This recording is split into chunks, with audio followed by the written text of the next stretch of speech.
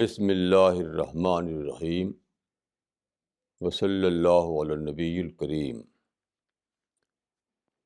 رب اشرح لی صدری ویسر لی امری واحلل عقدۃ من لسانی یفقہوا قولی۔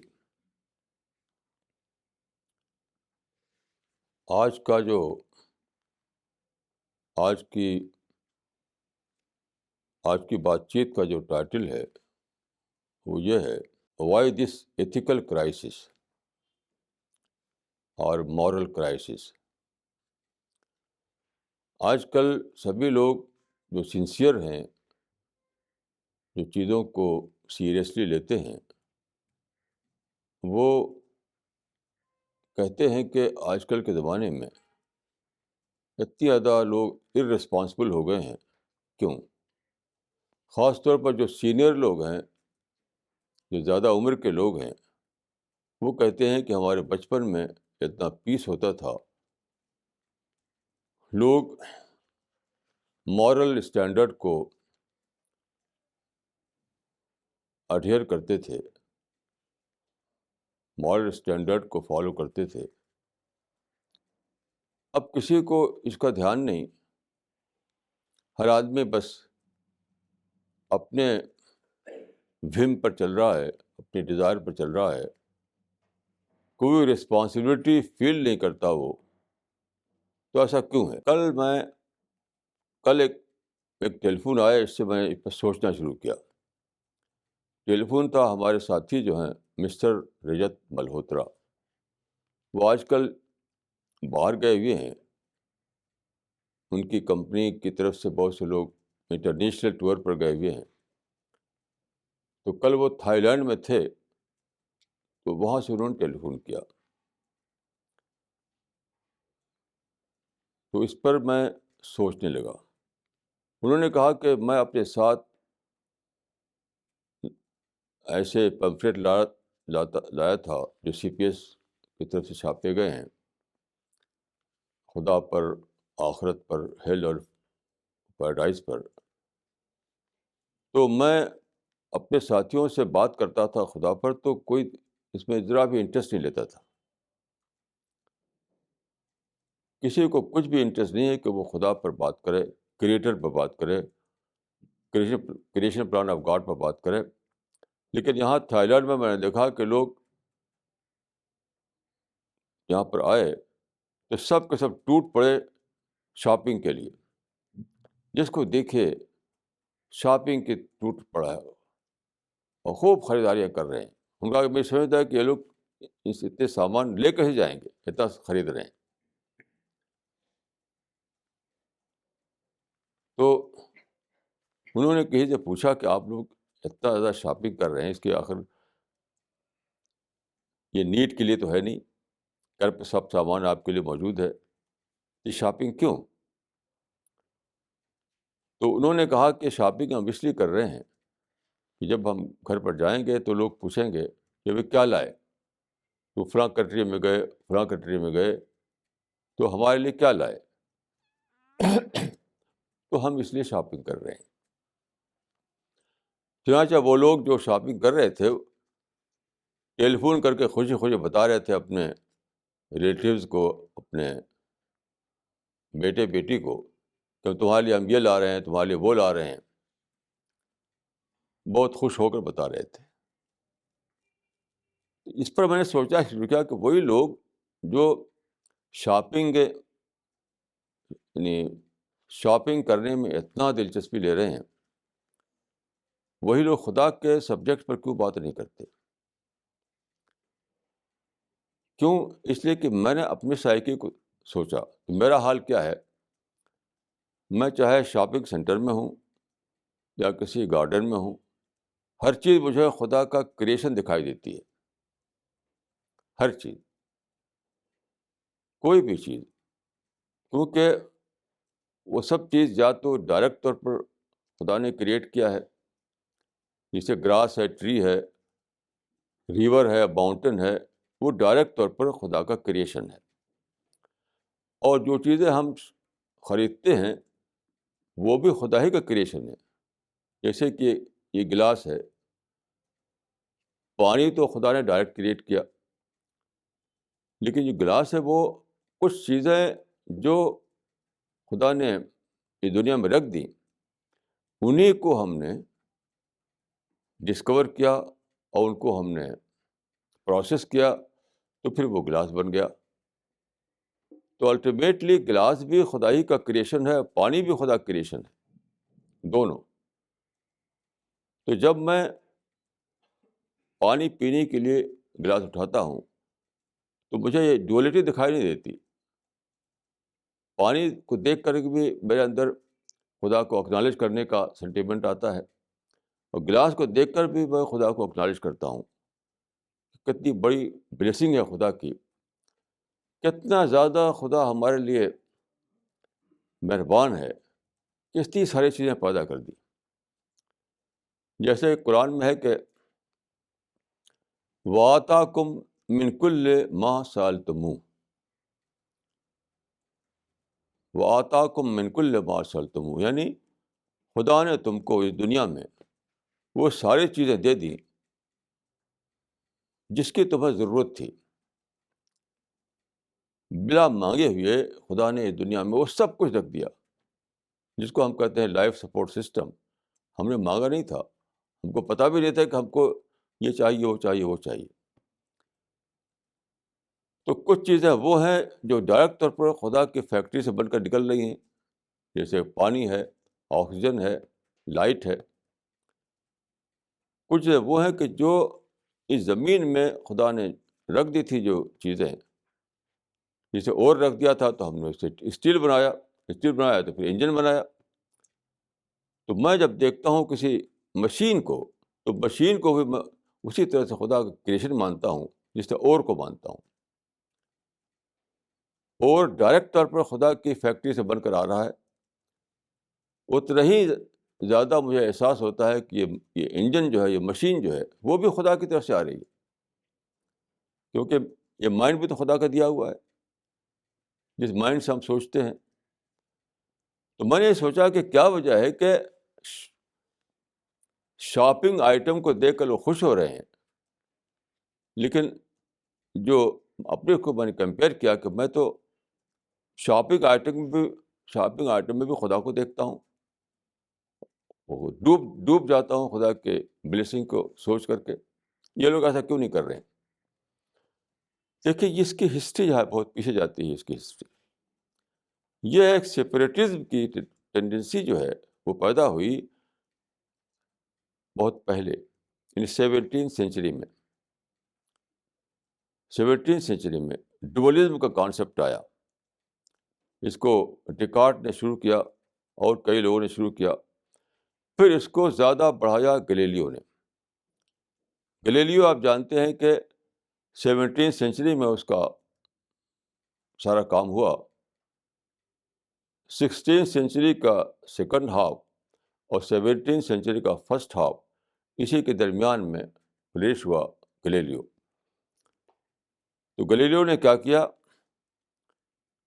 کہ چیزوں کے کوانٹیٹیو آسپیکٹ کو اس کے کوالٹیٹیو آسپیکٹ سے الگ کر دیا۔ یہاں سے شروع ہوئی ہے یہ چیز کہ ہم شاپنگ آئٹم کو دیکھتے ہیں اور کریٹڈ آئٹم کو نہیں دیکھتے۔ جب ہم خریدتے ہیں شاپنگ سینٹر سے ایک چیز، تو ہم دیکھتے ہیں کہ یہ ایک پرچیزڈ کموڈٹی ہے، حالانکہ وہ کریٹڈ کموڈٹی ہے۔ کوئی بھی چیز جب آپ لیتے ہیں بازار سے، کسی شاپنگ سینٹر سے، تو آپ کو معنی میں کیا آتا ہے کہ یہ ایک پرچیزڈ کموڈٹی ہے۔ پرچیزڈ کموڈٹی یعنی خریدی ہوئی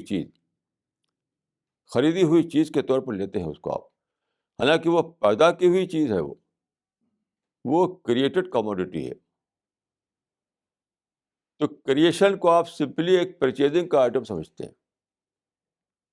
اس وجہ سے آپ کو یہ تو آتا ہے کہ دیکھو بھائی کتنا میک اچھا ہے اس کا، کتنی کمپنی اچھی ہے اس کی، اس حیثیت سے سوچتے ہیں آپ۔ لیکن خدا نے جو پیدا کیا اس حیثیت سے نہیں سوچتے آپ۔ تو آپ خوش ہوتے ہیں، مگن ہوتے ہیں، لیکن شکر کا جذبہ نہیں آتا، خدا کو اکنالج نہیں کرتے آپ. تو کیا ہوا دیکھیے، گلیلیو جو تھا یہ اٹیلین اسٹرانومر تھا، اور بہت اس کو کہا جاتا ہے کہ ماڈرن سائنس اسی سے شروع ہوئی. پھر نیوٹن نے اس کو آگے بڑھایا، پھر آئنسٹین نے آگے بڑھایا. لیکن جو جو جو فاؤنڈیشن رکھی ہے ماڈرن سائنس کی، وہ گلیلیو نے، ایسا کہا جاتا ہے. تو آپ جانتے ہیں کہ گلیلیو سے پہلے کیا معاملہ تھا. ہسٹری آف تھاٹ بتاتی ہے کہ گلیلیو سے پہلے جو ٹریڈیشنل تھنکنگ تھی اس میں میتھمیٹکس اور فزکس دونوں سیپریٹ ڈپارٹمنٹ تھے. گلیلیو سے پہلے یہ تھا کہ میتھمیٹکس الگ تھی اور فزکس الگ تھی. اس کا کارنامہ بتایا جاتا ہے کہ اس نے اس سپریشن کو ختم کیا، میتھمیٹکس کو اور فزکس کو دونوں کو ایک کر دیا. اس سے فزکس میں ترقی کے چانسز بہت بڑھ گئے. لیکن یہی گلیلیو ہے جس نے یہ کیا کہ چیزوں کے بارے میں ایک ڈولیٹی پیدا کی. کہ چیزوں کے کوانٹیٹیو ایک ہوتا ہے اس کا کوانٹیٹیو آسپیکٹ، ایک ہوتا ہے کوالٹیٹیو آسپیکٹ.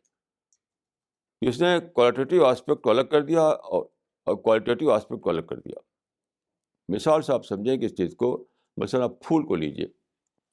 پھول، ایک پھول کے اندر دیکھیے خوشبو ہوتی ہے، اور ساتھ ساتھ اس کے کیمسٹری ہوتی ہے. ایک ہوتی ہے اس کی کیمسٹری، ایک ہوتی ہے اس کی خوشبو. تو انہوں نے کیا کیا کہ پھول سے اس کی کیمسٹری کو الگ کر دیا اور خوشبو کو الگ کر دیا. یعنی خوشبو سائنس کا سبجیکٹ آف اسٹڈی نہ رہی، خوشبو سائنس کا سبجیکٹ آف اسٹڈی نہ رہی، صرف کیمسٹری اس کی اسٹڈی کا سبجیکٹ رہی. اسی کو سولیون نے اپنی کتاب لمیٹیشنز آف سائنس میں کہا ہے کہ سائنس کو انہوں نے اس سبجیکٹ سے الگ کر دیا. وہ فلاسفی کا سبجیکٹ ہے، وہ مذہب کا سبجیکٹ ہے، وہ اسپریچولیٹی کا سبجیکٹ ہے. یعنی خوشبو یا سول یا روح یا مائنڈ، یہ سب جو ہیں جو کو آپ میزر نہیں کر سکتے، جو میزریبل نہیں ہیں، تو وہ کہہ دیا کہ وہ فلاسفی کا سبجیکٹ ہے، وہ اسپریچولیٹی کا سبجیکٹ ہے، وہ ریلیجن کا سبجیکٹ ہے. اور سائنس کا سبجیکٹ کیا ہے؟ وہ چیز جو میجر کیا سکتی ہو. جو میجریبل ہے وہ سائنس کا سبجیکٹ ہے، جو میجریبل نہیں ہے وہ سائنس کا سبجیکٹ نہیں ہے. حالانکہ آپ جانتے ہیں کہ جس طرح باڈی میرا ہے اس طرح میرا مائنڈ ہے. لیکن مائنڈ جو ہے وہ سائنس کا سبجیکٹ نہ رہی، باڈی سبجیکٹ سائنس کا بن گئی، سبجیکٹ آف اسٹڈی. یہ جو ڈولیٹی تھی یا سپریٹزم تھی، اس کی وجہ سے ایک نیا کلچر پیدا ہوا، ایک نیا کلچر. کیونکہ آپ جانتے ہیں کہ زمانے میں سائنس ڈومینیٹ کر رہی ہے. اس زمانے میں یہ بات ایک معلوم بات ہے کہ سائنس ڈومینیٹ کر رہی ہے. تو جب اس زمانے کے جو اسکالرس تھے انہوں نے دونوں کو الگ کیا، تو انسان نے سمجھا کہ وہ سبجیکٹ جو ہے وہ ہمارے مطلب کا نہیں ہے، وہ شاعروں کا ہے، وہ اسپریچول لوگوں کا ہے، فلاسفرس کا ہے. ہمارا جو سبجیکٹ ہے وہ تو یہی ہے کہ جن چیز کا ہم ایکسپیریمنٹ کر سکتے ہوں، جس کو ہم میجر کر سکتے ہوں، جس کو ناپ اور تول سکتے ہوں، وہ وہی حقیقت ہے، دوسرا حقیقت نہیں ہے، ریئلٹی نہیں ہے. تو وہ ایک امیجنری چیز بن گئی. اس سپریٹزم نے یہ کلچر پیدا کیا کہ انعام کو بونیم سے الگ کر دیا. اب چیزیں کیا ہیں؟ آپ کو لگتے ہیں کہ ایک کارخانے میں بنی ہے، میں پیسے سے خرید رہا ہوں بس. وہ جو لنک ہے وہ لنک تو دکھائی نہیں دیتا.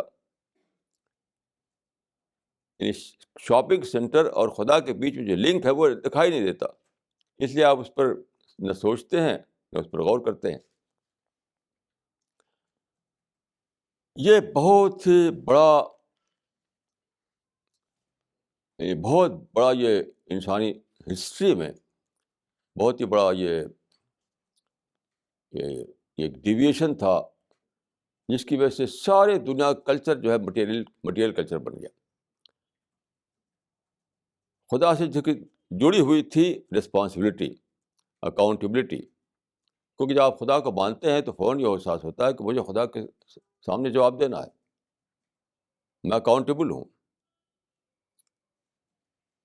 میں چھوٹا جب بچہ تھا تو ہمارے باپ کہا کرتے تھے کہ خدا کو منہ دکھانا ہے. ہمارے باپ یہ اکثر کہا کرتے تھے کہ خدا کو منہ دکھانا ہے.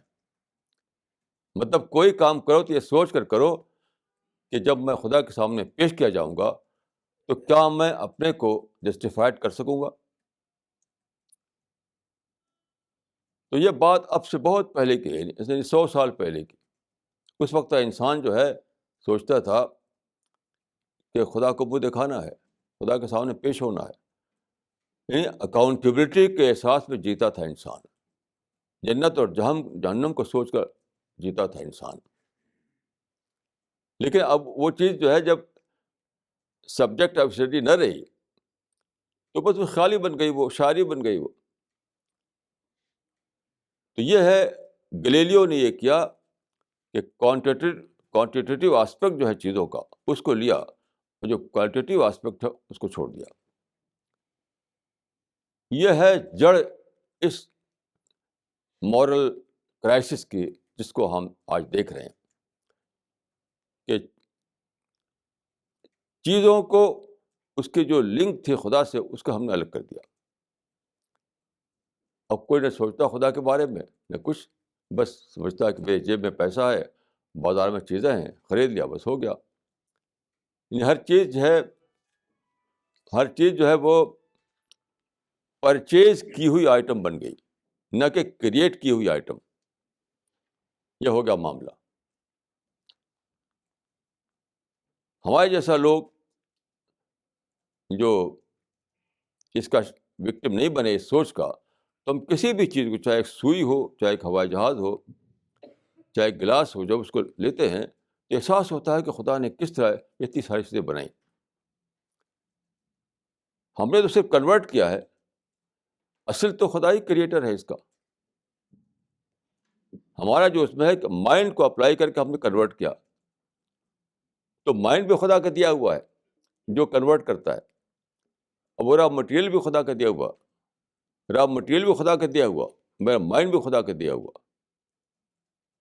تو جب میں کنورٹ کرتا ہوں را مٹیریل کو ایک مشین میں یا ایک کنزیومر گڈس میں، تب بھی وہ خدا ہی ہے جس کو ہمیں سوچنا چاہیے، کیونکہ را مٹیریل بھی خدا نے کریٹ کیا، اور آپ کا مائنڈ بھی خدا نے کریٹ کیا، لائف سپورٹ سسٹم بھی خدا نے دیا. تو یہ ہوا کہ سارا جو ہے ویلیوز بدل گئی، ساری ویلیوز بدل گئی. جو ویلیوز پہلے تھیں وہ سب ختم ہو گئی، کیونکہ ساری ویلیوز جڑی ہوئی تھی اکاؤنٹیبلٹی کانسیپٹ سے. خدا کے سامنے میں اکاؤنٹیبل ہوں، اسے جڑی ہوئی تھی. جب وہ سوچ ختم ہو گئی تو وہ لنک بھی ختم ہو گئی. اسی کا ایک میں آپ کو ایگزامپل دیتا ہوں. جو ماڈرن کلچر آیا ہے، تو یہ آج کا انگریزی اخبار میرے ہاتھ میں ہے، آج کا انگریزی اخبار. اس میں ایک آرٹیکل نکلا ہے، don't feel guilty, don't feel گلٹی. یہ آج ہی کے انگریزی اخبار میں یہ مضمون آیا ہے. یہ ایک مضمون کی بات نہیں ہے، یہ ماڈرن مائنڈ کی بات ہے. آج کا انسان کس طرح سوچتا ہے اس کی بات ہے. یہ ایک مضمون، ایک آرٹیکل کی بات نہیں ہے. یہ سارے لوگ اسی طرح سوچتے ہیں، تھوڑے سے لوگوں کو چھوڑ کر کے. ڈونٹ فیل گلٹی. اس میں کیا بتایا انہوں نے کہ جب ہم اپنے کو رائٹ اور رانگ کے کانسیپٹ میں لے کر سوچتے ہیں، وہ یہ تو غلط ہو گیا، یہ تو گناہ ہو گیا، یہ تو سن ہو گیا، تو ہم اپنے کو گلٹی فیل کرتے ہیں. تو اس کو بہت بیوٹیفل شبدوں میں انہوں نے کہا ہے کہ یہ جو فیلنگ ہے، یہ جو احساس ہے کہ اپنے کو ہم گلٹی محسوس کرتے ہیں، اس سے سیلف کانفیڈنس کا لیول گھٹ جاتا ہے. یہ کتنی بھاری یہ وہ ہے، یعنی کتنا بڑا فتنہ ہے یہ. ایک بات کو جس کو ایک اور ڈھنگ سے جس کو ہم یہ کہیں گے، وہ کیا کہیں گے کہ جب آپ اپنے کو گلٹی فیل کرتے ہیں تو آپ کے اندر سیلف کریکشن کا احساس آتا ہے، اپنی اصلاح کروں میں. انہوں نے کیا کر دیا کہ اس سے سیلف کانفیڈنس کا لیول گھٹتا ہے، اور پھر زندگی میں آپ مقابلہ کرنے کے قابل نہیں رہتے، چیلنج کا سامنا کرنے کے قابل نہیں رہتے. کتنی بھیانک یہ ڈیویشن ہے جو زندگی میں آیا ہے. گلٹی فیل کرنے کا مطلب کیا ہے؟ وہ چیزیں جو دوسروں کے لیے ہارمفل ہیں، سوسائٹی کے لیے ہارمفل ہیں، اس کو جو آپ کر بیٹھے کبھی تو آپ سوچیں کہ بھائی مجھ سے غلطی ہو گئی، مجھ سے غلطی ہو گئی. تو جب آپ کو یہ احساس ہوگا کہ مجھ سے غلطی ہو گئی تو اپنے کو اصلاح کریں گے، اپنے کو کریکٹ کریں گے، آپ کے اندر ریویژن کا احساس ہوگا، اپنے کو ریوائز کریں گے آپ. لیکن یہ چاہتے ہیں کہ لیکن اس کو انہوں نے ایک بیوٹیفل طریقے سے اس کو یوں کر دیا کہ اس سے سیلف کانفیڈنس کا لیول گھٹتا ہے. سیلف کانفیڈنس سے کوئی تعلق ہی نہیں اس کو تعلق ہے سیلف کریکشن سے. کیونکہ سوسائٹی کے لیے آپ اگر ہارمفل بن رہے ہیں تو آپ کو اپنے کو اصلاح کرنی چاہیے اپنی. جیسے آج کل دیکھیے آپ، کرپشن ہر طرف ہے، ایکسپلائٹیشن ہر طرف ہے، وائلنس ہر طرف ہے، ہیٹ ہر طرف ہے. ابھی آپ نے سنا ہوگا کہ ایک بچے نے دوسرے بچوں کو گن سے مار دیا، یعنی وہ بھی انوسنٹ لیکن کھیل سمجھتے ہیں. ٹوائے گن استعمال کرتے کرتے انہوں نے اصلی ریوالور چلا دی، کیونکہ انہیں احساس نہیں ہے. ماں باپ کا بھی ذہن یہی بن گیا ہے، بچوں کو ٹوکتے نہیں، وہ سمجھتے ہیں کہ اس سے سیلف کانفیڈنس کا لیول گھٹ جائے گا. یہ ایک بہت ہی بیوٹیفل ورڈ ہے لیکن بہت زیادہ غلط ہے یہ ورڈ. دیکھیے میں عرض کروں آپ کو، سیلف کانفیڈنس کا سورس کیا ہے؟ سیلف کانفیڈنس کا سورس یہ ہے کہ میں رائٹ پاتھ پہ چل رہا ہوں. سیلف کانفیڈنس کا سورس یہ ہے کہ میں رائٹ پاتھ پہ چل رہا ہوں، یہ نہیں کہ میں نے غلطی ہی نہیں کی. There is difference between the two. ایک یہ احساس ہے کہ میں نے تو غلطی کی نہیں، ایک یہ ہے کہ میں سچے راستے پہ چل رہا ہوں. تو آپ لوگوں کے تو سیلف کانفیڈنس لائیے اس طریقے سے کہ ان کو سچے راستے پر لائیے، ان کو احساس ہو کہ میں رائٹ پاتھ پر ہوں. اور یہ احساس کوئی احساس نہیں ہے کہ میں نے تو کوئی غلطی نہیں کی. آپ وائلنس کریں تب کوئی غلطی نہیں کی میں نے، ایکسپلائٹیشن کریں تو کوئی غلطی نہیں کی میں نے، کرپشن کریں تو میں نے کوئی غلطی نہیں کی. یہ کوئی سوچ ہے بتائیے؟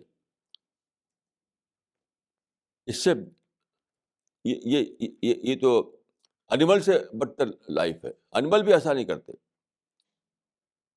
یہ ساری ویلیوز کو آپ ختم کرتے ہیں تو کیا ہوگا؟ انارکی، ہر طرف انارکی، ہر طرف جنگل.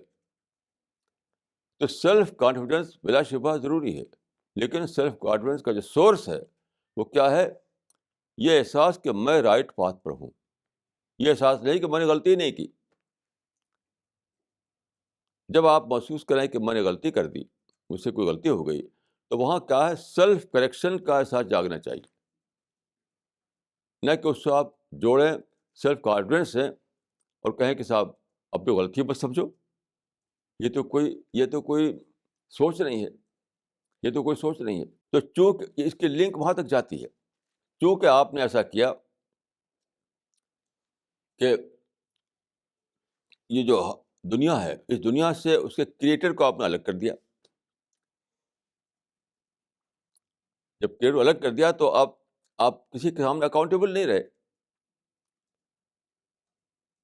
جیسے میں نے ایک بار دیکھا ہے، ایک گھر تھا خالی بالکل تھا، ایک جنگل میں گیا تھا میں وہاں پر، تو وہاں پر بندر بھرے ہوئے تھے. آدمی نہیں تھا، سب بندر بھرے ہوئے تھے، اچھل کود کر رہے تھے. وہ سب اچھل کود کر رہے تھے کیونکہ بندروں کو کوئی رسپانسبلٹی نہیں تھی. وہ بندروں کا احساس نہیں گھر کس لیے بنایا گیا ہے، انہیں ڈسپلن کے ساتھ رہنا ہے، اس کا احساس نہیں ان کو. انہیں یہاں ڈسپلن کے ساتھ رہنا ہے، اس کا انہیں احساس نہیں. ایسے ہی پوری دنیا کو آپ کیا چاہتے ہیں؟ جنگل جنگل بنا دینا چاہتے ہیں کہ ڈسپلن کا احساس نہ رہے، رسپانسبلٹی کا احساس نہ رہے، مورل ویلیوز کا احساس نہ رہے. تو پھر دنیا کیا بنے گی؟ جنگل بنے گی. ہر طرف وائلنس ہوگا، ہر طرف کرپشن ہوگا، ہر طرف ایکسپلائٹیشن ہوگا، تو کسی کے لیے بھی پیس نہیں ہوگا. دیکھیے پرنسپل کیا ہے، جب آپ دوسرے کو پیس دیں گے تبھی آپ کو پیس ملے گا. کیونکہ سوسائٹی میں سارا معاملہ انٹرڈیپینڈنس ہوتا ہے.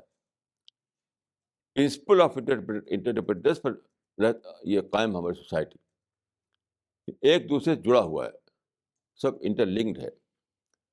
تو اگر آپ یہ احساس لائیں لوگوں کے اندر کہ تم کو اپنے کو گلٹی فیل نہیں کرنا چاہیے، اس کے معنی کیا ہے کہ آپ دوسرے کے لیے ہارمفل بن سکتے ہیں، تو پھر کیا ہوگا؟ وہ آپ کے لیے ہارمفل بنے گا.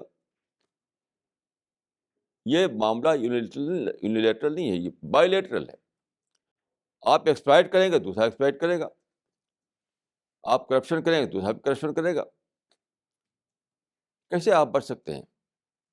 تو پورے سوسائٹی جنگل بن جائے گی، انارکی آ جائے گی سوسائٹی میں. یہ کوئی سمپل بات نہیں ہے کہ don't feel guilty. Don't feel گلٹی کے معنی یہ ہے کہ پوری سوسائٹی کو انارکی کے حوالے کر دو. کیسے آپ رہ سکتے ہیں ایسی سوسائٹی میں؟ اور آج کی سوسائٹی ایسی بن گئی ہے، ایسی بن گئی ہے. لڑکے اور لڑکیاں یا مرد عورت دونوں ہی اپنے کو رسپانسبل نہیں سمجھتے، کسی مورل ویلیوز کا اپنے کو پابند نہیں سمجھتے. جو چاہیں کریں، جو چاہیں کریں. تو سب کا برا حال ہو رہا ہے، سبھی لوگ سفر کر رہے ہیں. یاد رکھیے مورل ویلیوز جو ہیں وہ ہماری میوچول ضرورت ہے، میوچول نیڈ ہے. وہ کسی ایک کا معاملہ نہیں ہے. وہ جب آپ لوگوں کے اندر یہ احساس پیدا کریں گے کہ ڈونٹ فیل گلٹی، تو کیا ہوگا؟ انارکی آئے گی. جیسے رسول اللہ صلی اللہ علیہ وسلم کے پاس ایک کیس آیا، ایک لینڈ کا، وہ ایک ڈسپیوٹڈ لینڈ کا. دو آدمی کلیم کر رہے تھے اور اس کا کسی کے پاس کوئی پیپر نہیں تھا. پہلے زمانے میں پیپر ہوا نہیں کرتے تھے آج کل کے طریقے سے، تو کوئی ایویڈنس ایسا موجود نہیں تھا، صرف لوگوں کے اپنے بتانے پر ورڈکٹ دینا تھا. تو رسول اللہ نے کہا کہ دیکھو، اگر تمہارے کہنے پر مجھے فیصلہ کرنا ہے تو کسی نے بہت اچھے طریقے سے اپنا کیس پیش کیا اور اس کو سن کر کے میں نے اس کے فیور میں فیصلہ دے دیا. جب کہ زمین اس کی نہ ہو تو جانتے ہو کیا ہوگا؟ وہ زمین تمہارے لیے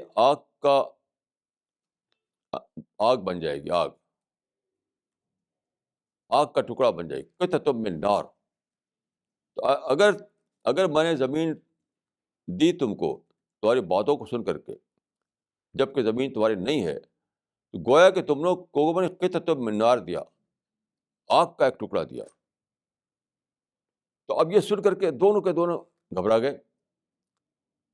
وہ سمجھ لے کہ مسئلہ ہمارے آرگومنٹ کا نہیں ہے، مسئلہ خدا کے ججمنٹ کا ہے. ہم اپنے آرگومنٹ سے دکھا دیں کہ ہم ہی اس کے اونر ہیں، لیکن خدا کے علم میں اگر ہم اونر نہیں ہیں، وہاں ہم نہیں بچ سکیں گے. تو ہمارا آرگومنٹ اور ہمارا کیس کو پلیڈ کرنا یہ کچھ نہیں کام دے گا. مسئلہ آخر میں جائے گا خدا کی عدالت میں. تو کیا ہوا؟ دونوں نے یہ کہنا شروع کیا کہ حق کے لیاقی، حق کے لیاقی، کہ اگر زمین میری تھی تو میں نے اپنے بھائی کو دے دیا. اس نے کہا کہ اگر زمین میری تھی تو میں نے اس کے بھائی کو دے دیا. یہ تھا پہلے زمانے کا نظام جو چلا آ رہا تھا ہزاروں برس سے، کہ انسان ڈرتا تھا خدا سے، ڈرتا تھا خدا کی عدالت سے، ڈرتا تھا اس سے کہ اس کو ہیل میں جانا پڑ جائے گا اگر اس نے غلط کام کیا تو. یہ تھا God based culture, God based thinking, خدا کو لے کر سوچنا. اب جو خدا کو الگ کر دیا گیا، چیزوں سے الگ کر دیا گیا، تو کیا ہوا؟ ہر آدمی یہ محسوس کرنے لگا کہ میں کسی کا اکاؤنٹیبل نہیں ہوں. اکاؤنٹیبلٹی کا احساس ختم ہو گیا. رسپانسبلٹی کا احساس ختم ہو گیا. اب یہی ہے معاملہ, اپنے مائنڈ کو استعمال کر کے بچا لو اپنے آپ کو, پیسہ خرچ کر کے بچا لو اپنے آپ کو, اس سے آگے تو کچھ ہونے والا ہے نہیں.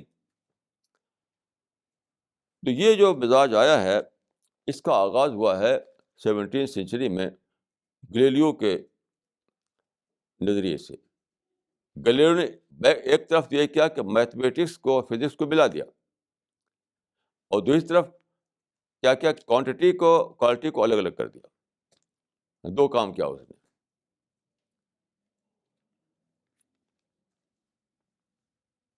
تو آخر عمر میں آپ جانتے ہیں گلیلیو اندھا ہو گیا تھا, کمپلیٹلی بلائنڈ. وہاں بھی اس نے سوچا نہیں کہ دیکھو کوئی اور طاقت ہے جس کی وجہ سے مجھے آنکھ ملی تھی, اب میرے پاس آنکھ نہیں ہے. اس کو سوچنا چاہیے تھا کہ آنکھ جس سے میں دیکھتا تھا, جس سے میں نے اتنی کتابیں لکھی, تو میں ریسرچ کیا. آپ جانتے ہیں گلیلیو پہلا شخص ہے جس نے کہ ٹیلیسکوپ سے ستاروں کو دیکھا اور یہ بتایا کہ زمین جو ہے وہ سینٹر نہیں ہے, بلکہ سن جو ہے وہ سینٹر ہے.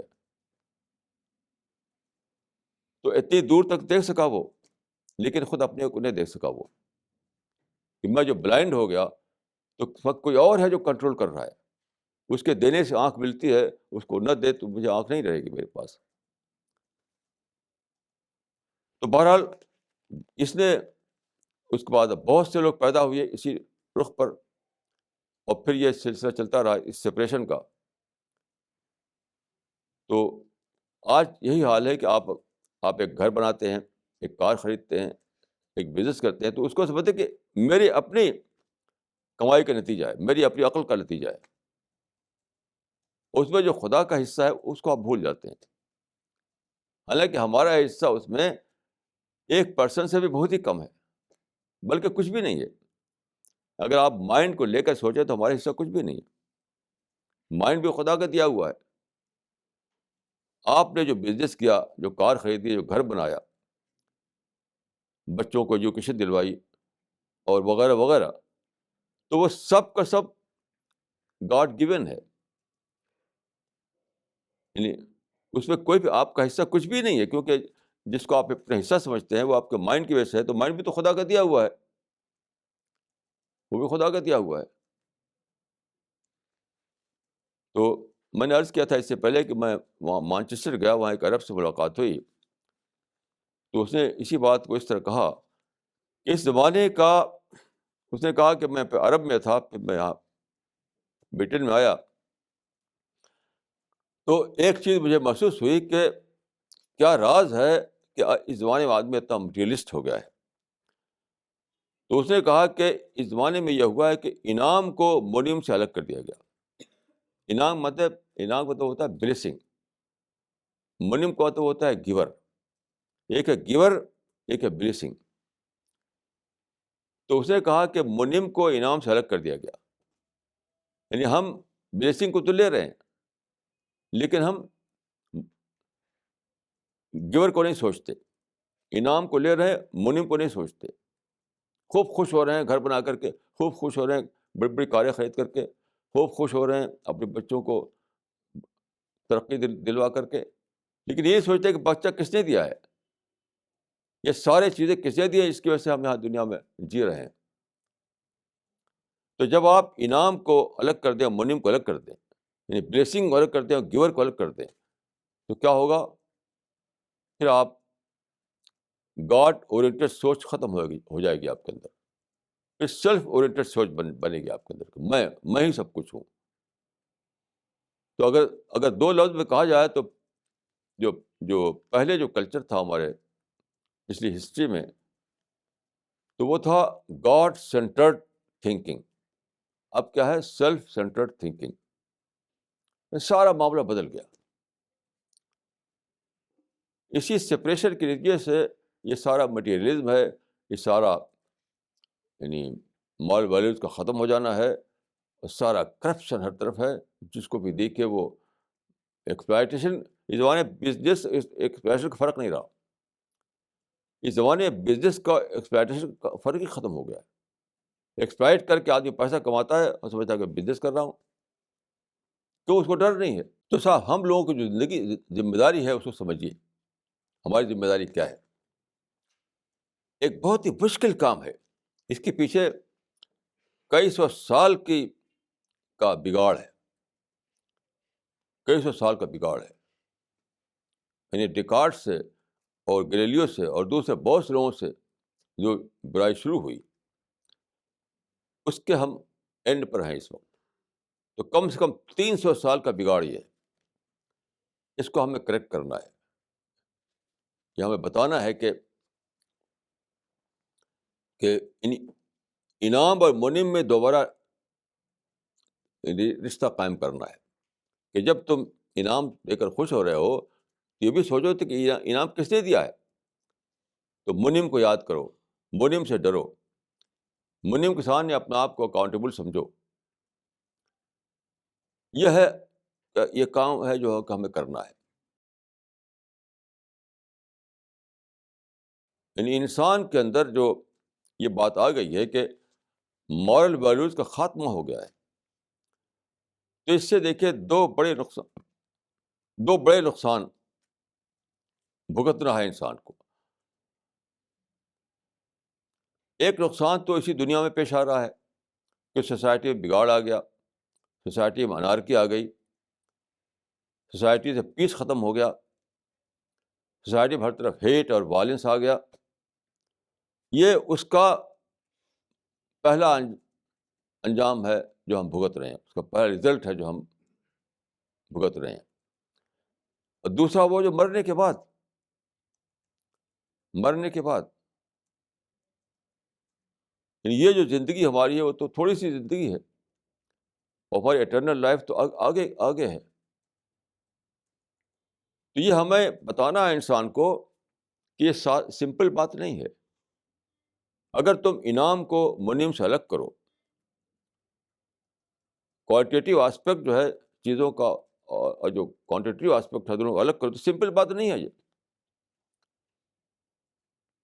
اس کا ایک نقصان یہ ہے کہ تم ایک ایسی سوسائٹی کریٹ کر رہے ہو جو بھرشٹاچار کی سوسائٹی ہے, وائلنس کی سوسائٹی ہے, کرپشن ایکسپلائٹیشن سوسائٹی ہے, انارکی ہر طرف ہے. کسی کے لیے بھی پیس نہیں. پیسہ والا بھی وہ بھی پیس میں نہیں ہے, غریب ہے وہ بھی پیس میں نہیں ہے. اور دوسرا اس سے بڑا جو نقصان ہے وہ یہ ہے کہ مرنے کے بعد خدا کے سامنے پیش ہونا ہے, اور ایٹرنل لائف بھگتنا ہے ہمیں. کل پرسوں ایک صاحب کا ٹیلی فون آیا میرے پاس, یہی بات میں نے ان سے کہی کہ لوگوں کو بتائیے کہ جس دن ہماری موت آتی ہے اسی مومنٹ, اسی سیکنڈ کیا ہوتا ہے, بہت بڑا فرق سامنے آ جاتا ہے. جس مومنٹ ہماری جان نکلتی ہے, جس مومنٹ ہم کو موت آتی ہے, اچانک کیا ہوتا ہے, یہ دنیا میرے پیچھے ہو جاتی ہے, اور آگے جو ہے ایٹرنیٹی ہوتی ہے. ایٹرنیٹی ہوتی ہے ہمیشہ کے لیے بھگتنا ایک ایسی دنیا میں جہاں کے لیے ہمیں کوئی تیاری نہیں کی. یہ یوں سمجھ لیے کہ اس دنیا میں ایک ایسا آدمی ہو جس نے ایجوکیشن نہیں لیا, کوئی اس کو اسکل اس کے اندر نہیں ہے, اس نے کوئی گھر نہیں بنایا, کچھ بھی نہیں ہے, کوئی ٹھکانا نہیں اس کے لیے, تو کیسے جیے گا وہ؟ اس دنیا میں جینے کے لیے ہمیں گھر چاہیے, شیلٹر چاہیے, پراپرٹی چاہیے, بینک بیلنس چاہیے, جاب چاہیے, اسکل چاہیے, تب ہم دنیا میں ایک اچھی زندگی بنا پاتے ہیں. تو ایک آدمی جس کے اندر یہ سب کچھ بھی نہ ہو تو کیا ہوگا, وہ بگر بن کر رہے گا, مصیبتوں کو سہنا پڑے گا اس کو. تو اگلی زندگی میں جو بغیر پریپریشن کے داخل ہو رہا ہے, یعنی اس زندگی میں اگر بغیر پریپریشن کے آپ داخل ہوں تو بھگتنا پڑتا ہے اس کو. آپ نہ ایجوکیشن لیں, نہ کوئی ہنر سیکھیں, نہ کوئی بزنس کریں, تو کیا بغیر پریپریشن کے دنیا میں داخل ہو گئے آپ, تو ہر طرف مصیبت رہے گی, ذلت رہے گی. اسی طرح سے اگر بغیر پریپریشن کے آپ اگلی دنیا میں داخل ہو گئے تو سپر مصیبت وہاں پیش آئے گی. یہاں بھی پریپریشن چاہیے, وہاں بھی پریپریشن چاہیے. یہ ہے لوگوں کو بتانا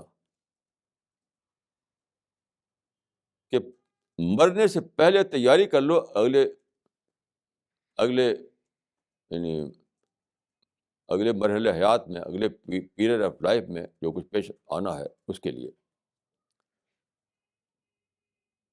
یہ ہمارا مشن ہے اور یہ ہمیں کرنا ہے.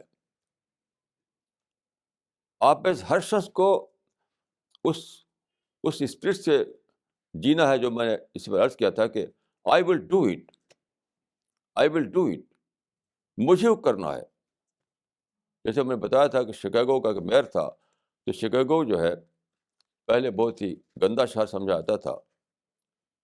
شکاگو کے معنی ہوتا ہے جنگلی پیاز، اس کے شہر کا نام بھی جنگلی پیاز پڑ گیا تھا. لیکن اس نے کیا کیا، بہت سے کام کیے اس نے. خاص طور پر اس نے آئی ول ڈو کی اسپرٹ پیدا کی. ہر آدمی کو مجھے خود اس شہر کو بیوٹیفل شہر بنانا ہے، یہ اسپرٹ بھری اس نے. تو آج شکاگو بہت ہی بیوٹیفل شہر بنا ہوا ہے. تو ہم میں سے ہر شخص کو یہ کرنا ہے کہ ہم یہ سمجھیں کہ اوپر سے کوئی پروگرام نہیں آنے والا ہے، آپ کو خود ہی کرنا ہے. ہم نے اللہ کے فضل سے یہ یہاں ہو چکا ہے کہ آپ کو لٹریچر تیار ہو گیا ہے، اس کو آپ استعمال کریں. بروشر اور پمفلٹ چھپ چکے ہیں، جس کو آپ لوگوں کو دیتے رہیں. کیسٹ بن رہے ہیں جس کو آپ لوگوں کو پہنچائیں. یہ سارا انفراسٹرکچر جو ہے بن چکا ہے. یہ اللہ کا فضل ہے کہ اس انفراسٹرکچر جو ہے نہیں، دعویٰ انفراسٹرکچر آلریڈی مکمل ہو چکا ہے. اس میں کوئی کہہ نہیں سکتا کہ دعویٰ انفراسٹرکچر میں کوئی کمی ہے. لیکن اس کو استعمال کرنا تو آپ لوگ کریں گے. اس کو دعویٰ انفراسٹرکچر موجود ہے اور بن چکا ہے، تیار ہو چکا ہے اللہ کے فضل سے. لیکن اس کو پھیلانا، اس کو دوسروں تک پہنچانا، یہ تو آپ کو کرنا ہے. جیسے میں نے اس سے پہلے کہا کہ آپ میں ہر شخص اپنے پاکٹ میں، اپنے بیگ میں، اپنے پرس میں پمفلٹ رکھا ہے. چھوٹے چھوٹے پمفلٹ جو چھپے ہوئے ہیں، ہر وقت اس کے جیب میں رہنا چاہیے، تاکہ جب بھی کسی سے ملے آپ تو اس کو دے سکیں آپ. اس طریقے سے دوسری چیزیں. تو یہ اللہ کا فضل ہے کہ آپ اور ہماری زندگی میں دعویٰ انفراسٹرکچر پوری طرح وجود میں آ چکا ہے. میں سمجھتا ہوں کہ دعویٰ انفراسٹرکچر میں کوئی کمی نہیں ہے. اب اس کو استعمال کرنے کی بات ہے.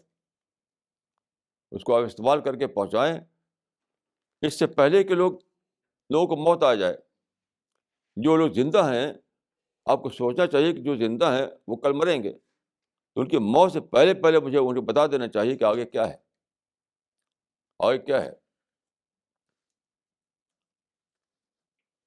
Dooms day ahead.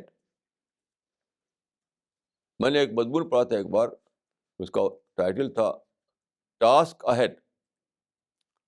Task ahead. میں تو سمجھتا تو میں آج کل جو گلوبل وارمنگ کی خبریں آ رہی ہیں، تو میں نے کہا کہ اب تو ہونا چاہیے کہ ڈومز ڈے اہیڈ، قیامت آنے والی ہے. بہت جلد تم دوسری زندگی میں داخل ہونے والے ہو. اس کی تیاری کر لو، اس کی تیاری کر لو. تو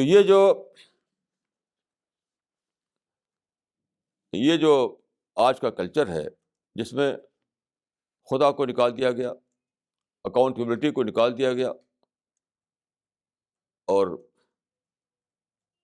ڈیوائن تھنکنگ کو نکال دیا گیا. اب اینیمل کی طرح سے لوگ خوش ہو رہے ہیں، کھا پی رہے ہیں، شاپنگ کر رہے ہیں.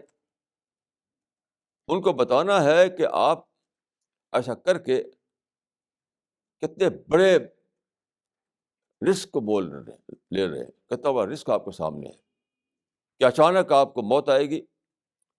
ابھی اسی مہینے کے 9 دسمبر کو یہ ہوا، ابھی چند دن پہلے، کہ جامعہ میں ایک پروفیسر تھے انگریزی کے، پروفیسر جعفری. وہ باقاعدہ پروفیسر تھے. ابھی ان کی عمر بہت کم تھی، مجھ سے بہت کم تھی عمر ان کی. ابھی وہ گھر سے آئے، بالکل ہیلدی تھے، وہ بالکل ہیلدی تھے. اور جب جامعہ گیٹ پہ پہنچے تو اچانک گر کے مر گئے. یہاں بھی دیکھیے، میں کہوں گا کہ جب وہ مر گئے تو کیا ہوا کنڈولنس میٹنگ ہونے لگی ادھر ادھر. اس میں کیا ان کی شخصی تعریفیں ہو رہی ہیں کہ انگریزی کے بہت ایکسپرٹ تھے, بہت بڑے پروفیسر تھے, بہت لرنڈڈ آدمی تھے, اتنی بک لکھی انہوں نے.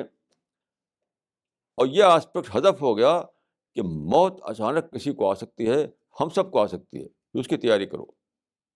تو میں سوچا کہ اتنی بھی ہوتی ہے آج کل, قرآن خوانی ہو رہی ہے, کنڈولنس میٹنگ ہو رہی ہے, ماتمی جلسے ہو رہی ہے, یہ سب بھی ایک فتنہ ہے. کیونکہ اصل جو آسپیکٹ ہے وہ تو یہ ہے کہ اچانک موت, اس کو کوئی ہائی لائٹ نہیں کرتا. میں نے کئی جو کنڈولنس میٹنگ جو ہوا کرتی ہے, تعزیتی جلسے, میں نے شرکت کی اس میں, تو صرف مرنے والے کی تعریفیں ہوتی ہیں اس میں. ہمارے پیپرز میں, ہمارے میگزین بھی مضمون چھپتے رہتے ہیں مرنے پر, اور میٹنگیں ہوتی ہیں. سب میں کیا ہے, جو آدمی مر گیا اس کی تعریفیں بس. اصل جو آسپیکٹ ہے وہ ہے موت. حدیث میں آتا ہے کہ اکثر ذکر حادم اللذات, قرآن میں ہے کہ کل نفس ذائقۃ الموت, ہر آدمی کو مرنا ہے. کل نفس ذائقۃ الموت, کل نفس ذائقۃ الموت, ہر انسان کو موت کا مزہ چکھنا ہے. حدیث میں آیا ہے کہ اکثر ذکر حادم اللذات, موت کو یاد کرو جو لذتوں کو ڈھا دینے والی ہے. یہ آسپیکٹ ہے اصل کہنے کا. لیکن کوئی مرتا ہے تو اس مرنے والے کی تعریفیں تو خوب ہوتی ہیں, اور یہ نہیں بتاتے کہ زندہ ہے وہ مرے گا, اچانک مر سکتا ہے, کسی بھی عمر میں مر سکتا ہے. تو اے لوگوں, تیاری کرو اس بات کی کہ مرنے کے بعد جو دنیا آنے والی ہے اس میں ہم داخل ہوں تو ہم اس کے لیے پریپیئر ہو کر داخل ہوں. اس میں اس آسپیکٹ کا ذکر ہی نہیں ہوتا. یہ بھی سوچیے تو یہاں بھی یعنی دو چیزوں کو ایک دوسرے الگ کر دیا گیا, یعنی موت کو اور مرنے والے کو. مرنے والے کا تذکرہ ہے, موت کا تذکرہ نہیں. یہاں بھی ایک سپریشن کر دیا گیا ہے. مرنے والا تو مر چکا, جا چکا, لیکن جو زندہ ہے ان کو بتانا ہے کہ دیکھو کیا ہونے والا ہے. میں اکثر جب جاتا ہوں کبھی کسی کی موت میں, کفن دفن کے معاملے میں, قبرستان میں, تو دیکھتا ہوں وہاں بھی موت کا تذکرہ نہیں. ادھر ادھر کی باتیں, کچھ لوگ کچھ لوگ بیٹھ کے ادھر باتیں کر رہے ہیں, کچھ ادھر بیٹھ کے باتیں کر رہے ہیں, کوئی موت کا تذکرہ نہیں. اتنا بھی نہیں چپ ہو کر کوئی سوچے, اتنا بھی نہیں میں دیکھتا لوگوں کے اندر. تو وہاں بھی دیکھیے یہی ہے کہ موت کو الگ کر دیا, مرنے والے کو الگ کر دیا. تو مرنے والے کا تذکرہ کر رہے ہیں, موت کا کوئی ذکر ہی نہیں, اس کا کوئی سوچ ہی نہیں. حالانکہ اصل سوچ تو موت کی ہونی چاہیے. اسی لیے حدیث میں کہ اکثر ذکر حادم اللذات الموت, موت کو بہت زیادہ یاد کرو جو کہ لذتوں کو ڈھا دینے والی ہے. کتنی اہم بات ہے یہ کہ موت کو یاد کرنا چاہیے زیادہ سے زیادہ, جبکہ مرنے والے کی تعریفیں کرنا یہ تو کوئی کام نہیں ہوا. تو یہ بہت ہی یعنی سیریس سچویشن ہے, اور یہ سیریس سچویشن ہم کو ہماری ریسپانسبلٹی یاد دلاتی ہے, ہماری ریسپانسبلٹی.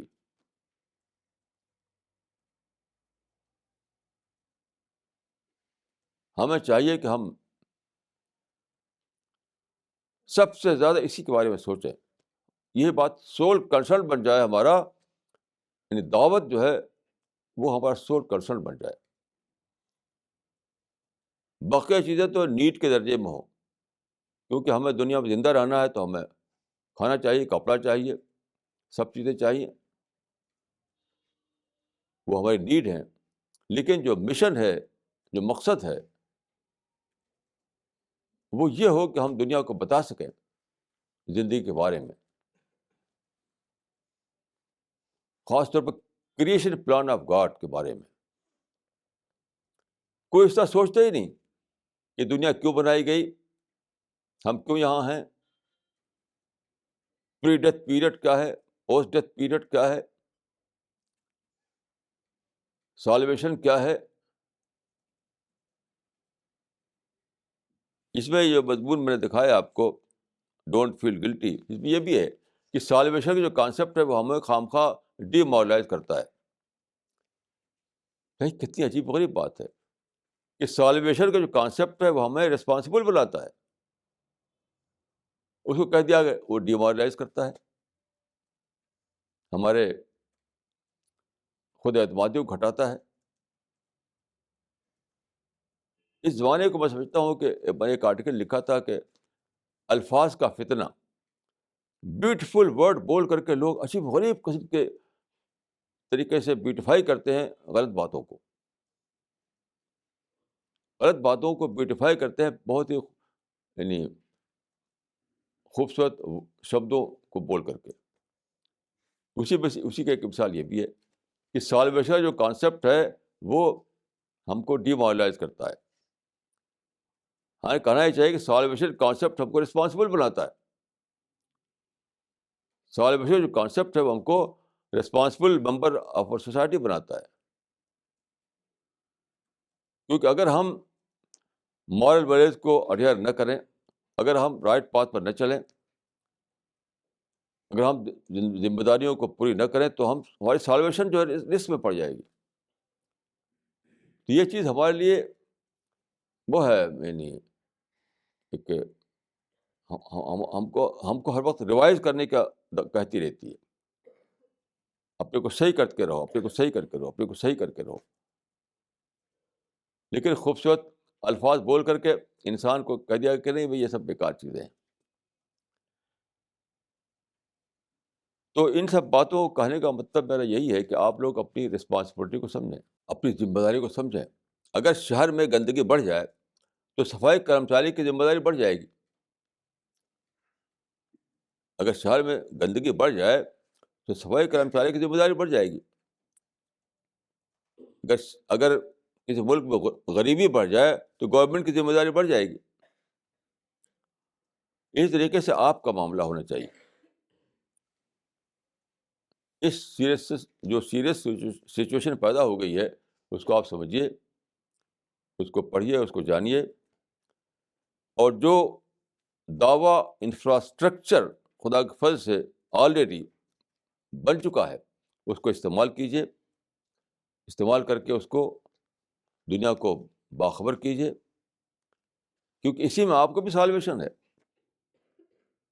دوسروں کو بچانے میں آپ بچیں گے. میں اکثر کہا کرتا ہوں کہ جب تک آپ دوسروں کو جنت کا راستہ نہیں دکھائیں گے تو آپ کی اپنی جنت بھی ڈاؤٹ فل رہے گی. دوسروں کو جنت میں لے جانے کی کوشش, دوسروں کو پیراڈائز میں لے جانے کی کوشش ہی میں آپ کی اپنی پیراڈائز بھی اسی میں چھپی ہوئی ہے. تو دعوی ورک کوئی سمپل ورک نہیں ہے. دعوی ورک صرف سوشل سینس میں کوئی مارل ڈیوٹی نہیں ہے. وہ لنک ہے آپ کے اپنے سالویشن سے, آپ کے اپنی پیراڈائز سے. تو دعوی ورک آدمی کو کرنا چاہیے اس احساس کے تحت کہ اگر میں نے دعوی ورک نہیں کیا تو میری اپنی سالویشن بھی ڈاؤٹ فل ہے, میری اپنی پیراڈائز بھی ڈاؤٹ فل ہے. جب تک یہ احساس نہیں ہوگا تب تک آپ بھرپور طور پر دعوی ورک کے لیے ایکٹیو نہیں ہوں گے. تو دنیا کا بگاڑ جو ہے وہ اس لیے نہیں کہ ہم اس کی کمپلین کریں, اس کے خلاف تقریریں کریں, بلکہ اس سے سینس آف ڈیوٹی لیں, سینس آف رسپانسبلٹی لیں کہ کتنا بڑا کام ہے جو مجھے کرنا ہے, کتنا بڑا کام ہے جس کو مجھے انجام دینا ہے اور مجھے کو کرنا ہے. I have to do this work. یہ میری ڈیوٹی ہے کہ میں اس کام کو انجام دوں. جب تک یہ احساس نہیں ہوگا تب تک کام نہیں بن سکتا ہے. جیسے چرچل نے نعرہ دیا تھا it all depends upon me. جب انگلینڈ تباہ ہو گیا سیکنڈ ورلڈ وار میں اور پھر سے ریکنسٹرکٹ کرنا تھا اس کو, تو اس نے یہ نعرہ دیا تھا ایک ایک آدمی کو it all depends upon me. ہمیں ہر شخص کو سوچنا چاہیے کہ مجھے وہ کرنا ہے, میری ذمہ داری ہے, میں خدا کے سامنے رسپانسبل ہوں. یہ سینس آف ڈیوٹی ہے جو آپ کو سچا دائی بنائے گا. اقول قولی ھذا واستغفر اللہ لی ولکم اجمعین.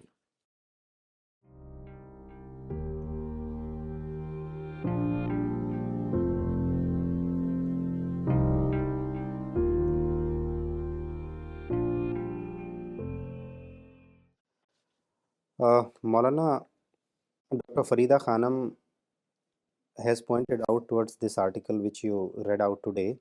The article Don't Feel Guilty also says that we need a loving God, not a God who punishes. Is this a right statement? دیکھیے, میں اس کو رائٹ اسٹیٹمنٹ نہیں مانوں گا, کیونکہ یہ گاڈ کو ماننا اور نہ ماننا دونوں برابر ہو جاتا ہے. گاڈ جو ہے, اگر آپ یہ مانیں کہ وہ صرف لو کرتا ہے اور ہمارا وہ نگراں نہیں ہے, ہمیں واچ نہیں کرتا, تو یہ میں اپنے لیے لے کے سوچ رہا ہوں, دوسروں کو لے کے نہیں سوچ رہا ہوں. بیسک بات یہ ہے کہ میں دنیا میں اکیلا نہیں ہوں, اکیلا نہیں ہوں. تو خدا لو کرتا ہے, ہمیشہ میری فیور میں رہتا ہے, تو اس کا مطلب یہ ہے کہ میں جو کرپشن کروں گا وہ بھی خدا جسٹیفائی کر رہا ہے اس کو. تو خدا لور بھی ہے اور جسٹ بھی ہے, دونوں باتیں ہیں. اگر جسٹس کو آپ خدا سے الگ کر دیں تو پھر وہ خدا کو ماننا نہ ماننا دو برابر ہو جائے گا. لیکن خدا کو ماننے کا ایک مطلب یہ ہے کہ ہم گیور کو مانیں, کریٹر کو مانیں. یہ ہمارا فرض ہے کہ ہم جس نے پیدا کیا ہے اس کو مانیں. ساتھ ساتھ یہ ہے کہ ہم کو وہ رائٹ پاتھ پر رکھے. اگر ہم رائٹ پاتھ سے ہٹتے ہیں تو ہم کو پنشمنٹ دے. لیکن پنشمنٹ کو الگ کر کے کبھی بھی آپ کسی کو رائٹ پاتھ پر نہیں رکھ سکتے, ہٹ جائے گا وہ آدمی. انسان کے نیچر کو جو اسٹڈی کی گئی ہے, جسے آپ سی ایم جوڈ کی جو کتاب ہے ماڈرن ویکڈنس, اس میں یہ بتاتا ہے کہ پنشمنٹ کو الگ کر کے آپ کبھی بھی کوئی جسٹ سوسائٹی نہیں بنا سکتے آپ. تو گاڈ ہے, اس لیے ہم سے وہ لو کرتا ہے, ہم بھی اسے لو کرتے ہیں, لیکن ساتھ ساتھ وہ جسٹس بھی اس کو کرنا ہے. تو جسٹس کا یہ تقاضا ہے کہ وہ ہمیں ریوارڈ بھی دے اور پنشمنٹ بھی دے. تو اس وجہ سے یہ جو کانسیپٹ دے رہے ہے ادھورا کانسیپٹ ہے یہ. مولانا, جیسے کہ کسی بھی ایڈمنسٹریشن کو رن کرنے کے لیے جسٹ بھی ہونا ضروری ہے اور اپریشیٹ ہونا بھی ضروری ہے. تو پنشمنٹ اگر نہیں ہوگا تو دوسرا جو ایکسپلائٹ کر رہا ہے سچویشن کو یا مس یوز کر رہا ہے, اس سے پھر ہارمنی نہیں رہے گی. اسٹیٹ جو ہے ہماری, اسٹیٹ کانسیپٹ یہی ہے کہ ایک طرف اسٹیٹ آپ کو پرووائڈ کرتی ہے آپ کی ضرورتیں, مثلا انفراسٹرکچر بنائے گی اچھے قسم کا, آپ کے لیے فوڈ کی سپلائی کا انتظام کرے گی وغیرہ. ساتھ ساتھ یہ بھی ہے کہ اگر آپ راستے سے ہٹیں تو آپ کو پنشمنٹ بھی دیا جائے گا آپ کو. وہ جوڈیشل سسٹم اسی لیے قائم کیا گیا ہے. تو آپ کبھی بھی ایسا نہیں کر سکتے کہ خدا کو سے لو کرنا چاہیے, اس کو پنش نہیں کرنا چاہیے, کیونکہ یہ خدا کا نیگیشن بن جائے گا. یہ Maulana, this observation is from Dr. Pradhan. He has pointed out this quotation from Friedrich Nietzsche. He says that I cannot believe in a God who wants to be praised all the time. So what is the correct perspective, towards this? دیکھیے, یہ میں نے عرض کیا کہ لوگ شبد بدل کر کے غلط بات کو بیوٹیفائی کرتے ہیں. یعنی آپ پریز کو کہتے ہیں, اس کو اکنالجمنٹ کیوں نہیں کہتے آپ؟ وہ پریز نہیں ہے, وہ اکنالج کرنا ہے. وہ پریز کی کوئی بات ہی نہیں یہاں پر ہے. تو جو چیز حقیقت میں اکنالجمنٹ ہے اس کو آپ نے پریز کر کے کیا کیا, یہ آپ نے یعنی بیوٹیفل ورڈ بول کر کے اس کو مس لیڈ کیا انسان کو. مسئلہ پریز کرنے کا نہیں ہے, خدا کو پریز کرتے رہیں آپ. مسئلہ ہے اس کو اکنالج کرنا. جسے قرآن میں شکر کیا گیا, شکر کے معنی اکنالجمنٹ کے ہوتے ہیں. جب خدا نے ہمیں کریٹ کیا ہے, خدا ہم گیور ہے, خدا ہمارا سسٹینر ہے. خدا نے ساری چیزیں دی ہیں جس سے ہم یعنی جس کو ہم استعمال کرتے ہیں. مگر خدا مسلسل ہم کو لائٹ سپلائی کر رہا ہے. خدا برابر ہم کو آکسیجن سپلائی کر رہا ہے اور ساری چیزیں. تو ہم اکنالج کرتے ہیں کہ خدا نے کتنے بڑی بلیسنگ کی ہمارے ساتھ. ریز کرنے کی بات نہیں ہے, یہ ہماری ڈیوٹی کی بات ہے. جب بھی کوئی آپ کو کوئی چیز دیتا ہے تو یہ ڈیوٹی بنتی ہے آپ کی کہ آپ اس کو اکنالج کریں. تو یہی کرتے ہیں یہ لوگ, انٹلیکچوئل لوگ, کہ ایک irrelevant ورڈ بول کر کے اس کو ڈائیورٹ کرتے ہیں دوسری طرف. تو آدمی سمجھتا ہے کہ یہ تو غلط بات ہے. تو میں یہ کہوں گا کہ خدا کے ساتھ ہمارا جو معاملہ ہے وہ یہ ہے کہ ہم اس کو اکنالج کریں, یعنی انعام کے ساتھ ہم اعتراف کریں کہ اس نے ایسا انعام کیا ہے خدا نے. تو یہ پریز کی بات نہیں ہے, یہ اکنالج کرنے کی بات ہے, اور بالکل صحیح ہے, اور یہ ڈیوٹی بنتی ہے ہماری. Maulana, in continuation to this, there is a group amongst the scholars or which says that don't you think it is the self-centeredness of God that he wants to be acknowledged? یہ تو پھر جھوٹا word ہے. یہ جھوٹے word بول کر آپ کسی بھی چیز کو صحیح غلط کرتے رہتے ہیں. کیوں نہ, یعنی یہ میں نے کہا نہیں, ہماری ڈیوٹی ہے. ہم اگر اکنالج نہ کریں تو ہم نے کرائم کیا. ہماری ڈیوٹی ہے. خدا کو کسی چیز کی ضرورت نہیں ہے. ضرورت ہوئی تو اتنی بڑی یونیورس نہ بنا پاتا. وہ اتنی بڑی یونیورس جس میں سب کچھ ہے, وہی اس بات کا پروف ہے کہ خدا تو کسی چیز کی ضرورت نہیں ہے. خدا کو ضرورت کسی بھی چیز نہیں. اسٹیٹ کو ضرورت ہوتی ہے, ٹیکس دیں لوگ. ٹیکس نہ دیں تو اسٹیٹ کیسے چلے گا؟ کیونکہ خدا کو ہم کوئی ٹیکس نہیں دیتے, کچھ بھی نہیں دیتے. تو خدا کا اتنی بڑی یونیورس بنانا جس میں سب کچھ ہے, کسی سے کچھ لیے بغیر بنانا, اسی سے اندازہ ہوتا ہے, اس سے پروو ہوتی ہے کہ خدا کو ضرورت کسی بھی چیز کی نہیں. لیکن ہماری ڈیوٹی تو بنے گی پھر بھی کہ ہم اکنالج کریں. یہ بیوٹیفل ورڈ بول کر کے یہ لوگ بات کو ادھر سے ادھر پھیرتے رہتے ہیں, اور اسی میں لوگ پھنسے رہتے ہیں, مس انڈرسٹینڈنگ میں ڈال دیتے ہیں لوگوں کو. This question is from Maria Khan. Why was science dominant enough to influence people to accept the dualism that Galileo and others came up with? Why couldn't disciplines like religion and spirituality create the same impact? دیکھیے, اس کا جو reason ہے وہ ہے practical. جو philosophy تھی یا spiritual sciences تھیں, انہوں نے مٹیریل سینس میں انسان کو نہیں دیا کچھ. لیکن سائنس نے, یعنی science means technical science, applied science, اس نے انسان کو بہت ساری چیز دے دی. بائسکل سے لے کر کے موٹر کار, ہوائی جہاز تک دیا, انڈسٹری دی, سارے کنزیومر گڈس اس نے دیے. تو چونکہ ویزیبل چیزیں دی انہوں نے, تو لوگ اس سے لوگوں کو معلوم ہوا کہ اس سے ہم اپنا اسٹینڈرڈ بہت اونچا کر سکتے ہیں, کمفرٹیبل لائف بھی بتا سکتے ہیں. تو چونکہ مٹیریل چیزیں کافی دی انہوں نے, اس وجہ اس کی امپورٹنس بڑھ گئی. وہاں جو چیز مل رہی تھی وہ تو انٹلیکچوئل لیول پہ مل رہی تھی, سوچ کے لیول پر. فلاسفی تھی یا اسپریچول سائنسز تھی یا ریلیجن تھا, وہ آپ کو انٹلیکچوئل لیول پہ دے رہا تھا, سوچ کے لیول پر. یہاں انہوں نے دے دیا آپ کو مٹیریل لیول پر. اس وجہ سے لوگ اس کے جھک گئے اور اس کا وہ ڈومینیٹ کرنے لگا. تو میں یہ کہوں گا کہ تھیوریٹیکل ریزن تو پھر بھی تھا ریلیجن کی طرف, لیکن پریکٹیکل ریزن جو تھا وہ ادھر لوگوں کو زیادہ دکھائی دیا, اسے وہ ڈومینیٹ کرنے لگا. ہمارے جیسے لوگ جو کہ صرف سوچ کر رائے بناتے ہیں تو بہت کم ہوتے ہیں. سوچ کر رائے بنانے والے تو بہت ہی کم ہوتے ہیں. زیادہ تر لوگ جو ہیں, جو دیکھا اسی کو مان لیا. اب دیکھا کہ سائنس جو ہے وہ ہمیں کار دے رہی ہے, ہوائی جہاز دے رہی, تو بس بہت بڑی چیز مان لیا اس کو. اور سوچ کے لیول پر جو گریٹنس ہوتی ہے کسی چیز کی, اس کو سمجھنے کے لیے بہت زیادہ اویکن مائنڈ چاہیے. اور بہت اویکن مائنڈ بہت تھوڑے لوگوں کا ہوتا ہے. People usually believe that leading a moral life is sufficient and God doesn't necessarily need to be acknowledged. Is it the right approach? نہیں نہیں، بالکل غلط اپروچ ہے یہ تو غلط اپروچ ہے. یہ اپروچ اس لیے مانا ہے لوگوں نے کہ انہوں نے پوسٹ ڈیتھ پیریڈ کو الگ کر کے پری ڈیتھ پیریڈ کو لے لیتے ہیں. وہ سمجھتے ہیں کہ بس جی رہے ہیں مر گئے ختم. لیکن اب سائنٹیفکلی آپ اس کو پروو نہیں کر سکتے کہ مرنے پر انسان ختم ہو جاتا ہے.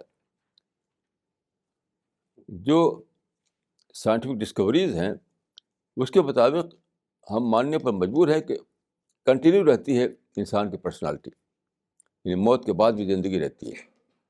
تو جب موت کے بعد زندگی کو مان لیں آپ، تو یہ چیز بے معنی ہو جاتی ہے.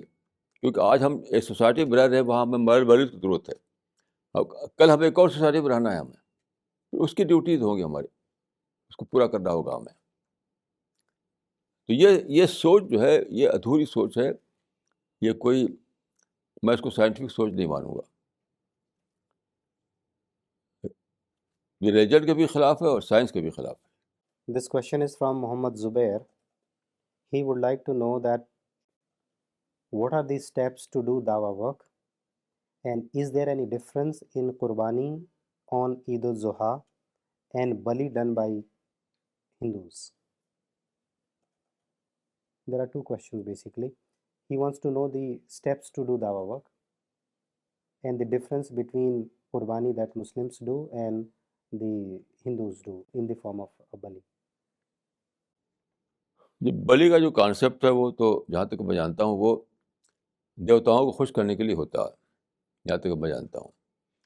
تو ہمارے یہاں جو قربانی ہے وہ دیوتاؤں کو خوش کرنے کے لیے سینس میں نہیں ہے، نہ خدا کو خوش کرنے کے لیے نہ دیوتا کو خوش کرنے کے لیے. وہ ایک ٹوکن کے طور پر ہے، وہ اپنے کو قربان کرنا ہے. کیونکہ آپ جانتے ہیں کہ حدیث میں آتا ہے کہ رسول اللہ سے پوچھا گیا کہ قربانی کیا ہے، ما ہے اضاحی یا رسول اللہ. تو آپ نے فرمایا کہ سنت ابیکم ابراہیم، تمہارے باپ ابراہیم کی سنت. تو ابراہیم کی سنت کیا تھی؟ وہ سنت تھی کہ مشن میں اپنے آپ کو ڈیڈیکیٹ کر دینا. تو اصل چیز یہ ہے کہ حضرت ابراہیم نے جس طرح سے اپنے آپ کو مشن میں ڈیڈیکیٹ کیا، اسے ہمیں اپنے کو ڈیڈیکیٹ کرنا ہے. تو ایز اے ٹوکن ہم اس وقت یہ قربانی کرتے ہیں. ورنہ اصل چیز جو ہے مقصود حج سے اور قربانی سے وہ یہ ہے کہ حضرت ابراہیم والی زندگی، ڈیڈیکیٹڈ لائف، مشن کے لیے اپنے آپ کو لگا دینا، اسی کو اپنا سپریم کنسرن بنا لینا، یہ ہے مطلب قربانی کا. This observation is from Sadia Khan. A renowned playwright turned an atheist, and the argument which he gave for not believing in God is, I used to feel complexed, is it? When I used to think of a God who is perfect. And now that I don't believe in this, I am at peace. At peace نہیں کہا گیا اس کو کہا گیا ostrich habit, یہ کیا کہتے ہیں اس کو، یعنی یہ جو آسٹرچ ہوتا ہے جس کو اردو میں کہتے ہیں شترمرغ، کہا جاتا ہے کہ وہ ڈیزرٹ میں ہوتا ہے. تو جب وہاں پر اسٹار دیکھتا آتا ہوا تو سمجھتا ہے کہ اس اسٹار میں پھنس جاؤں گا میں. تو اپنا سر جو ہے اس کا بہت لمبی، نیک بہت لمبی ہوتی ہے، تو ڈال دیتا ہے ریت میں، مطلب وہ دکھائی نہ دے. تو ویسے ہی ہے آسٹرچ لائک ہیبٹ ہے یہ، کہ آپ ریئلٹی کو فیس نہیں کرنا چاہتے، تو آپ اپنے کو خود ہی خود ایک آسٹرچ لائک ہیبٹ میں ڈال رہے ہیں. سوچنے کی بات یہ ہے کہ آپ کا سوچنا کافی نہیں ہے، یعنی ریئلٹی کیا ہے، ریئلٹی کیا ہے. یعنی ہم اپنے سوچ کر کے ریئلٹی کو ڈینائی نہیں کر سکتے. یعنی خدا نے دنیا کو کریٹ کیا، خدا اس کا کریٹر ہے، خدا نے سارا سب کچھ بنایا ہے. خدا نے زندگی کو ڈیوائڈ کیا دو پارٹ میں، پری ڈیتھ اور پوسٹ ڈیتھ. ان سب کو ڈینائی کر کے ہم اپنے نقصان کریں گے. تھوڑے دنوں کے لیے ہم ڈینائی کر کے ایٹ پیس محسوس کر لیں اپنے آپ کو، لیکن جب مریں گے تو پھر کیا ہوگا؟ فیس کرنا پڑے گا ہمیں اس کو، جیسے مرے ویسے فیس کرنا پڑے گا اس کو، اس سچویشن کو.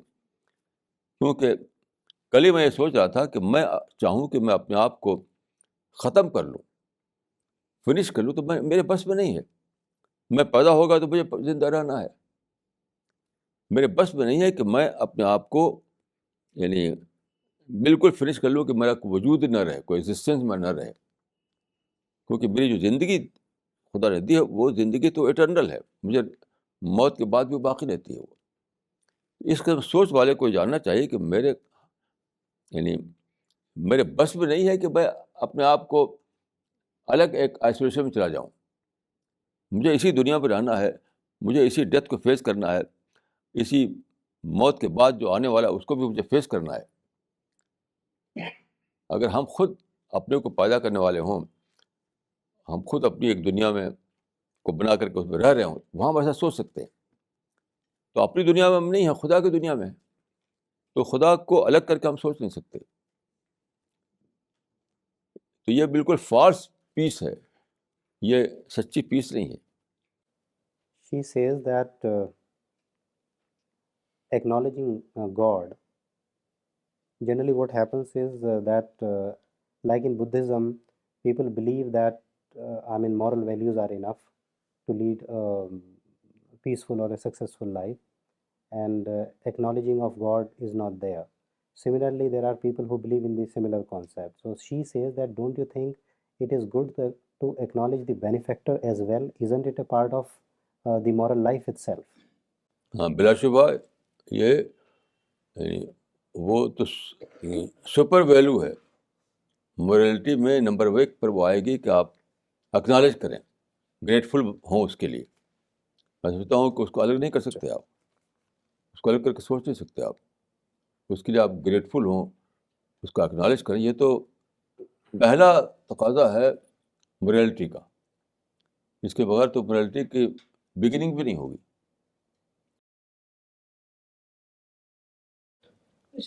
کنتم خیر امت اخرجت للناس تعملون الی آخرہ، کہ اس سے مراد دنیا والوں کی، انسانیت کی ہر طرح کی رہبری مقصود ہے، کہ خواہ وہ سیاسی ہو، معاشی ہو، ایمانی ہو، روحانی ہو.